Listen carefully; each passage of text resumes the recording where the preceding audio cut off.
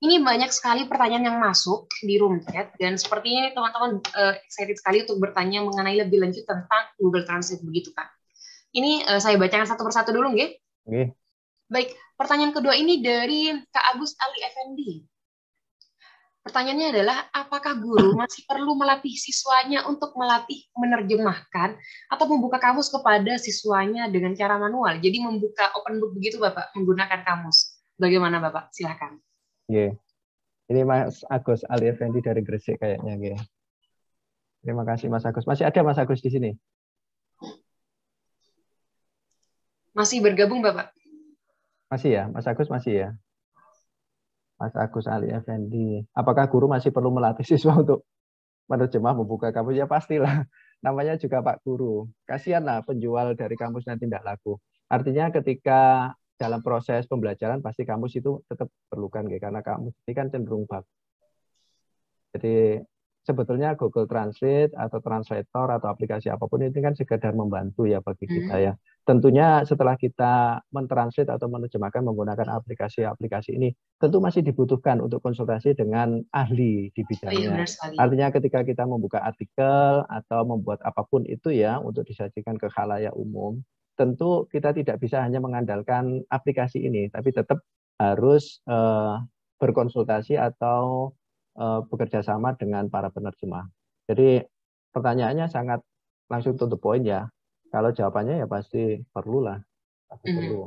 Pertama ya biar kampusnya tetap laku. Yang kedua fungsi gurunya juga tetap laku. Dan yang perlu diingat adalah tidak setiap saat kita bisa menggunakan aplikasi-aplikasi ini. Artinya pasti butuh sarana prasarana ya seperti komputer, handphone atau apapun lah. Artinya memang praktis dari sisi terjemah, tapi kalau dari sarana prasarana pasti membutuhkan hal-hal untuk sebagai medianya. Begitu ya Mas Agus ya. Jangan patah arang untuk jadi guru yang baik untuk murid-muridnya nanti. Baik. Terima kasih Pak Ari atas jawabannya. Semoga dapat membantu menjawab pertanyaan dari Kak Agus Ali Effendi. Jadi tetap dibutuhkan membantu siswanya untuk membuka kamus, menerjemahkan, karena Google Translate ini tentunya rata-rata digunakan oleh mahasiswa, begitu Bapak ya, mahasiswa yang membutuhkan untuk menerjemahkan jurnal seperti itu. Dan tentunya untuk adik-adik siswa yang masih SD, SMP, begitu mereka juga bisa masih menggunakan kamus seperti itu untuk media belajar, begitu Kak Agus Ali Effendi ya. Baik Bapak, kita masuk ke pertanyaan selanjutnya dari Kak Samidah Perpus Uinsa. Sepertinya ini staf perpustakaan gitu. Baik, salam literasi. Mau izin bertanya Pak Hari? Dari penjelasan Bapak tadi yang bisa ditranslate adalah bahasa internasional. Nah, kalau dari bahasa Indonesia ke bahasa Jawa, bisa tidak ya Pak? Barangkali punya trik seperti itu. Terang-terang, kami kesulitan sekali jika ada anak sekolah bertanya. Kami sering menjumpai guru sekolah memberi tugas untuk mengarang bahasa Jawa. Kadang bahasa Jawanya campuran dalam karangan tersebut. Terima kasih sebelumnya Bapak. Bagaimana? Ini saya juga bingung Bapak. Soalnya kadang saya yang dari Madura mendapatkan tugas untuk membuat karangan bahasa Madura. Apakah kita bisa memanfaatkan digitalisasi ini dengan menerjemahkan bahasa Madura ke bahasa Indonesia atau sebaliknya begitu Bapak? Bagaimana Bapak? Jadi jawabannya ada dua Mbak Fariza, untuk Bu Samidah juga ya. Jawabannya ada dua, bisa ya dan bisa tidak. Artinya jawaban ini sangat tergantung pada 109 bahasa tadi. Kalau misalkan bahasa Jawa itu atau Madura itu sudah masuk dalam 109 bahasa yang disediakan oleh Google Translate pasti bisa. Dan setahu saya kalau bahasa Jawa bisa. Saya tadi ketika mau masuk Google itu ada ngeranjing atau apa, itu kan berbahasa Jawa kayaknya. Coba kita praktekkan untuk berbahasa daerah ya. Saya rasa bisa, selama dia tercover. Kalau bahasa Jawa sih insya Allah ada lah. Kita coba teks saja ya barangkali ya. Nanti bisa lah diadopsi dokumen atau situs. Kalau situs nanti berbahasa Jawa, lucu kayaknya ya. Yang Madura nggak ada Pak ya? Ya, nggak tahu juga ya. Coba kita misalkan situs saja ya biar lucu, yang buat lucu-lucuan ya. Kita berbahasa Indonesia awalnya ya. Misalkan detik.com, kemudian kita coba berbahasa Jawa. Mestinya ada kalau Jawa. JJ. Oh ini ada ini. Loh, Jawa ada. Kita rubah ke bahasa Jawa, detik.com ya. Oke, kita tunggu.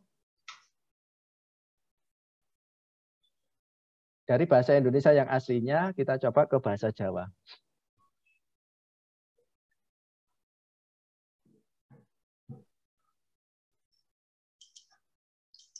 Kita tunggu sejenak gini.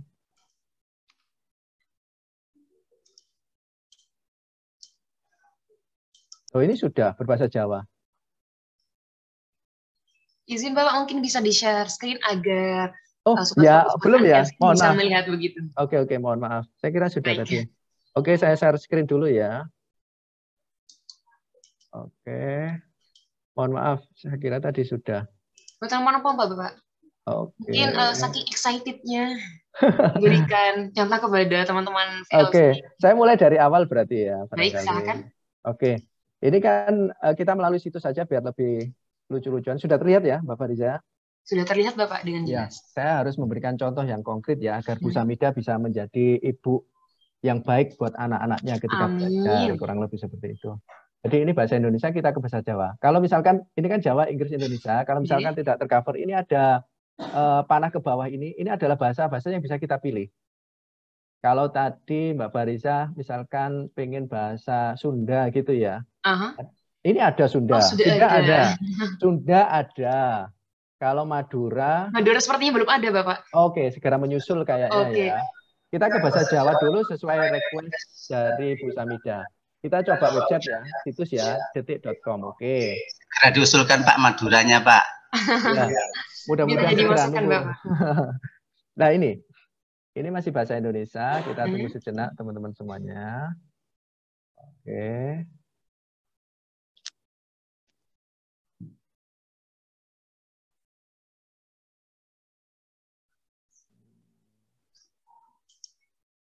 Mohon bersabar sejenak.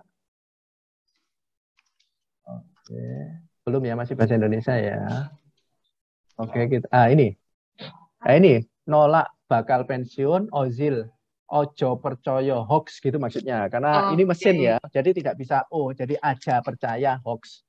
Nah, itu barangkali relevansinya ketika dibandingkan dengan manusia atau penerjemah mungkin berbedanya di sini. Ayu Thalia kepingin diajak hotel dening Nicolasen.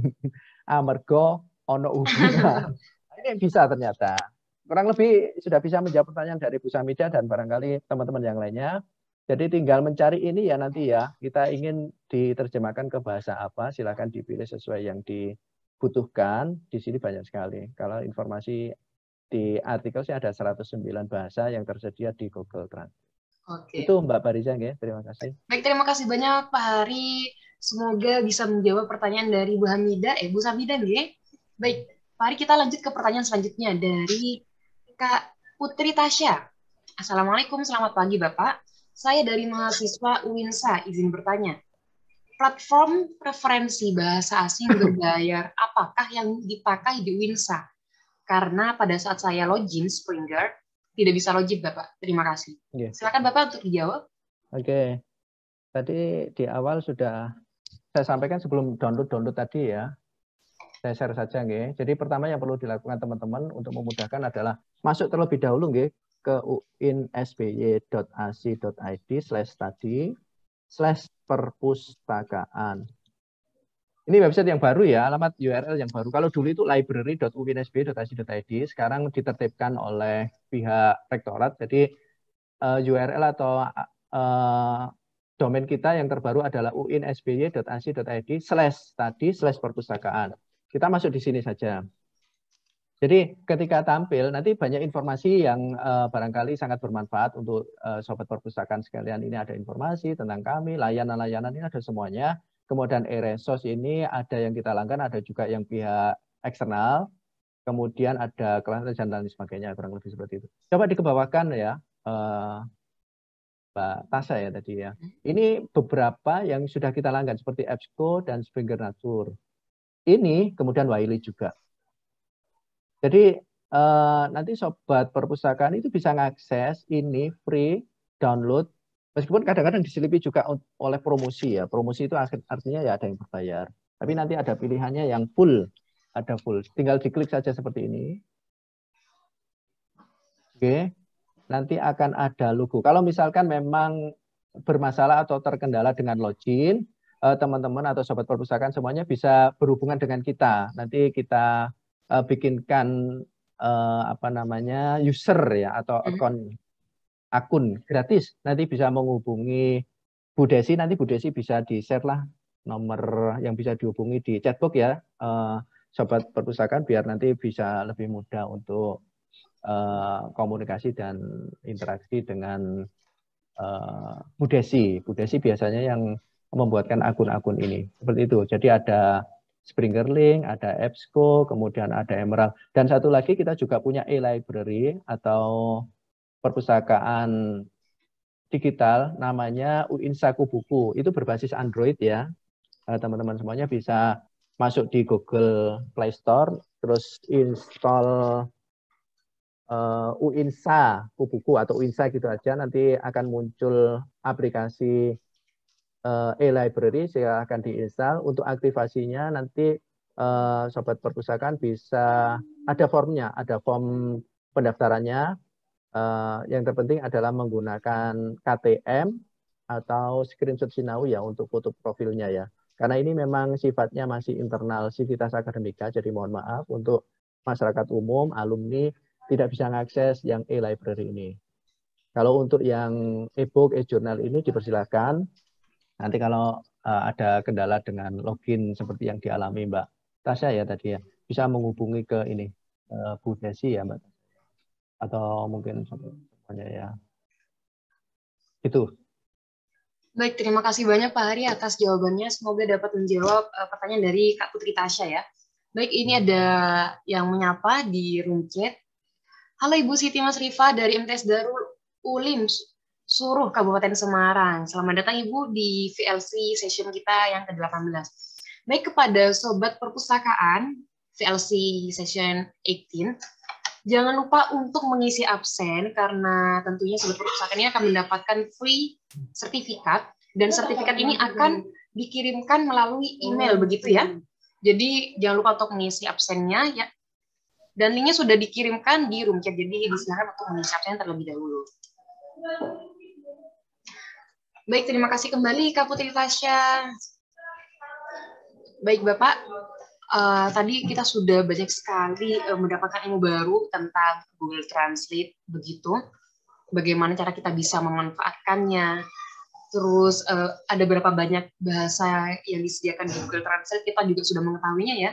Tidak hanya bahasa asing, tetapi juga bahasa daerah Indonesia. Tapi itu pun masih terbatas, belum ada Madura tentunya.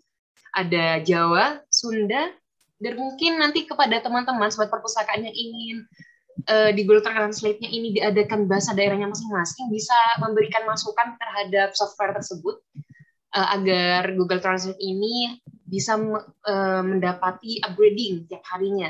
Seperti itu. Baik, mengingat waktu kita yang sudah sangat terbatas sekali teman-teman ya. Terima kasih sebelumnya saya ucapkan kepada Sobat Perpustakaan VLC yang sudah mengikuti kegiatan ini dari awal hingga menjelang siang ini.